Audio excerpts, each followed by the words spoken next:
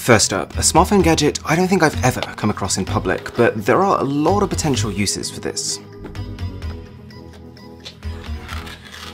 You're looking at a portable 1080p display with a trick up its sleeve. It can be completely powered by your phone, so one cable connecting your smartphone and this display, and all of a sudden you've got either a full desktop experience or just a better way to watch your Netflix shows on the go. Fun fact, I used to be a big fan of the drum kit, so this blew my mind. It's a kit containing 4 sensors. You attach one onto each foot and then one onto each of 2 drumsticks, and you can play the drums anywhere. It also doesn't really matter what surface you're hitting. It could be a table, it could be your lap.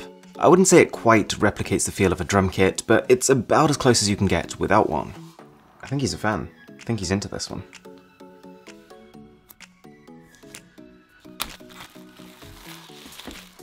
The OSMO Mobile 3 is pretty much the king of affordable smartphone stabilizers. It's not the cheapest, but considering just how smooth it can make your footage, it's worth the slight premium. Take this, video taken on an iPhone whilst running lightly, and now this, with exactly the same settings on the phone, just with the gimbal. It also folds up into an almost pocket-friendly size.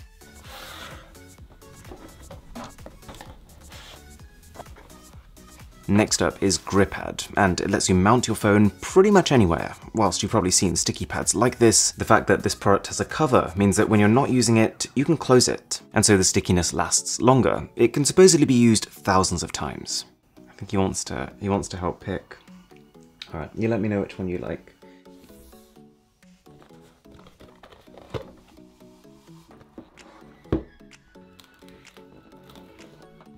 Gocube kind of feels like a 21st century reimagination of the Rubik's Cube. You're still looking at a 3x3 cube, with the objective being to solve it by rotating until each side is a plain colour.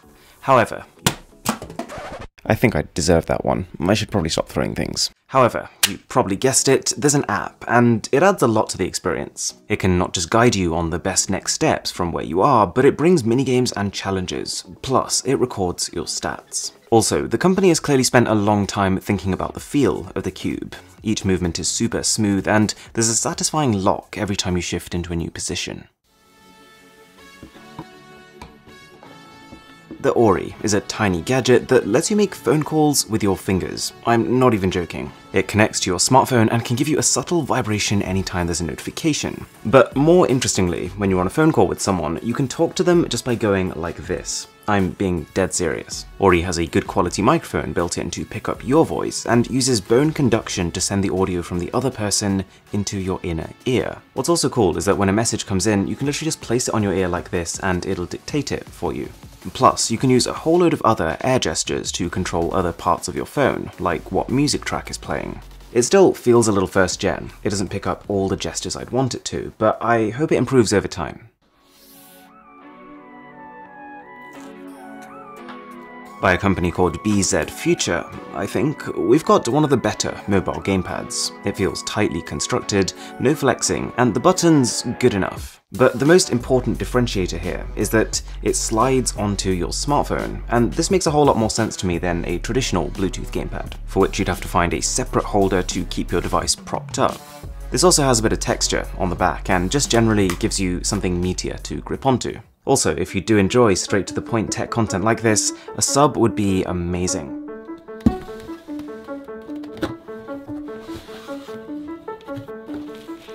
Then we've got Stellina, probably the most expensive gadget we've ever had on this series, but the results are mind-blowing. They call it an observation station. You've probably seen night mode on smartphone cameras. It allows you to still capture good detail in the dark. Well, this is kind of like that, but on steroids. Stellina has a massive Sony sensor that is built for extreme low light performance, and the equivalent of 50 times zoom, so when you pair that together, you can see distant space far beyond what your eyes alone can. I took this shot of the Andromeda Galaxy, and this is just after 5 minutes of capture time, and on a day with a pretty average amount of light pollution. It's also built to be easy. It can automatically find constellations, and it will lock on and shoot them for you.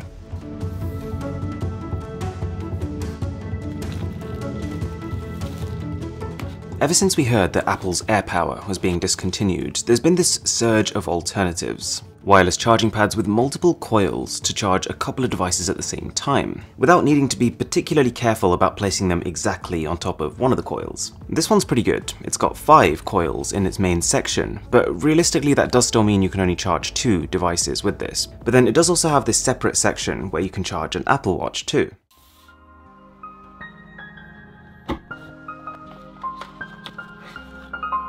The Cork Mini is a tiny Bluetooth speaker which runs with the idea that the best speaker is the one you have with you. Instead of carrying around a bulky, dedicated unit, this thing can clip onto an empty bottle, turning the space inside into a sound chamber that can produce some serious bass. It's also, even on its own, a pretty detailed sounding little thing.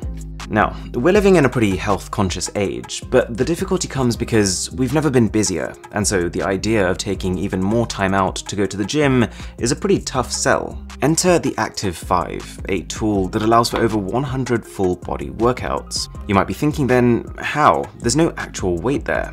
Well, it's based on the idea that instead of using a dead weight, you can actually create just as much resistance by using your own body, in a sense making one half of your body work out against the other half. The Active 5, when paired up with a phone, creates a structure around this kind of exercise. Because it can measure how hard you're actually able to press against it, it can turn the whole process into a game. You'll be doing everything from pushing harder to stay over a line to sumo wrestling, and the games serve as a really cool way to distract you from the pain, but also to push you harder.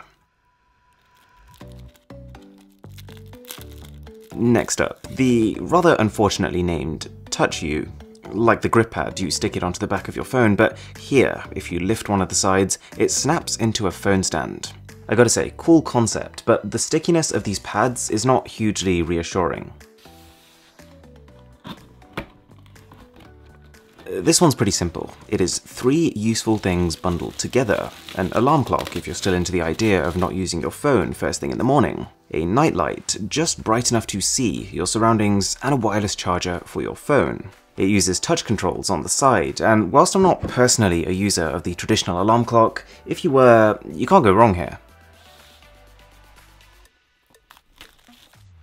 The Allroundo is an all-in-one charging cable. Pretty simple, so I won't spend too long on this, but on the main end you've got micro USB, USB-C, and Lightning for Apple, and then what's also cool is that it lets you convert the USB-A port on the other end into a USB-C port.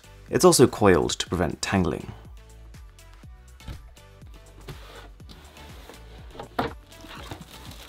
Then we've got Pics. They call this the backpack for those who dare to be different. It's a pretty normal bag from most angles, with a clean, uninterrupted aesthetic and a good amount of space inside, but the differentiator is this massive pixel display on the back, which you can use to show everything from the time to a video game. As with everything nowadays, there's an app where you can choose designs from a library or create your own, so this right here is the Mr. Who's the Boss logo on my bag. For the most part, it's all a bit of fun. Most of the things that it allows you to do are not hugely beneficial, but there are use cases. I could see how having a glowing backpack might help with safety if you were, say, cycling at night. There's no internal battery, which keeps it light and spacious, but it means that if you actually want to use this display, you've got to have a power bank in there at all times. It's a good product as long as you're clear that it's a toy, not a tool. If you enjoyed this video, there are a ton more in this series, so I'm going to link them from here. And with that being said, my name is Aaron, this is Mr. Who's the Boss, and I'll catch you in the next one.